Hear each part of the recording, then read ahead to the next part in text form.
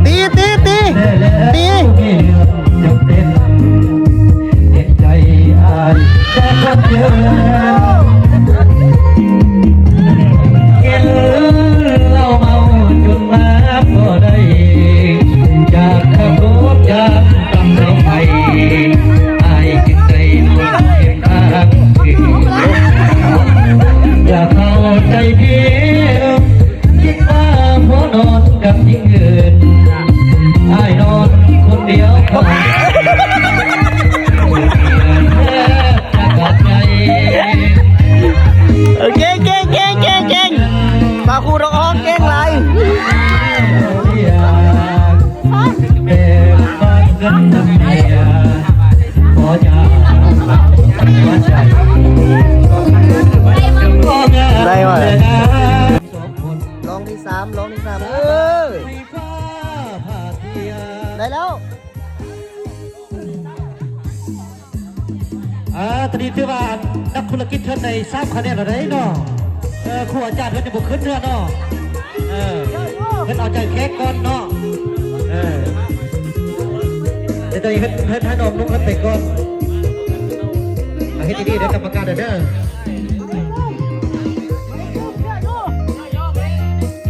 ถ้าได้จะคองหิ้งเราขึ้นมาจับไม่ใช่กันดีๆน้องเด้อเนี่ยประกอบช่วยนำกันเนาะ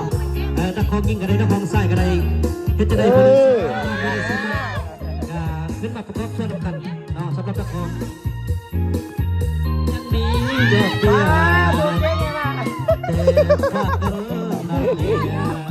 ได้แล้วหัวใจขอเงินเดือนหน้าเมียอย่ามีแต่ให้ถ้าเกิดเงินเดือนเมื่อใด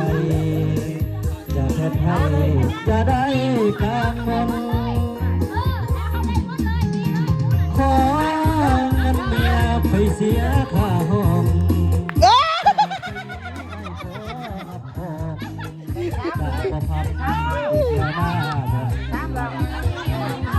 ไอ้นอนคนเดียว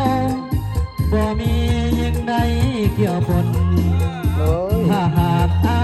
นอนสองคนสาบานให้ฟ้าดีป่ะเอาต่อไปดีประเพณีอาจารย์จันสมัยซีโมนเนาะฮอลล์การโรงเรียนเด้อเนาะประกอบชวนเด็กๆเนาะเอาก็เสือกไอ้ยัยเฮาเนาะเอาตอนนี้คะแนนนี้ว่าขึ้นทราบประตูอะไรเนาะทราบเลยเนาะได้หมดเลยเอากันได้นี่เราเกมเลยนี่เราเกมเลย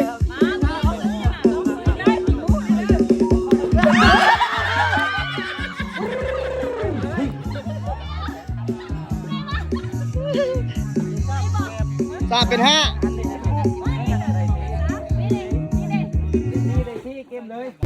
ยุดก็จะเกินมาเอาไปใช้ในนักกีฬาเราคุณที่ทราบเนาะลงเดินเนาะที่ว่าในนามนักธุรกิจก็คือคณะสมาคมเนาะครับเพื่อการร่วมกับทีมงานสายน้องเข้าไปเนาะ